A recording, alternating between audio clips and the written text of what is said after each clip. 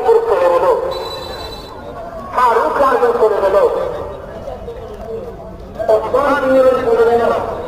সিদ্ধান্ত নিলেন ইমাম হাসান রাদিয়াল্লাহু তাআলাকে দামেস্কের মধ্যে দাওয়াত দিলেন, একটা মজলিস করলেন, বড় সাহেব আবু উমাইয়া রাদিয়াল্লাহু তাআলা দিয়ে দিলেন,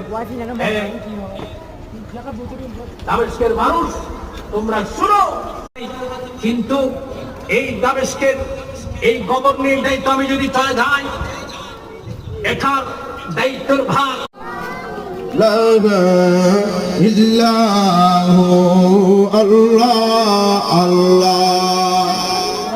আর কারবালায় যাওয়া সারা মক্কায় যখন ইমাম হুসাইন, তখন ইজিদের দালাল, ইজিদের হুকুম ছিল ইমাম হুসাইনের গর্দান কেটে ফেলার জন্য। মুশকিল কুসা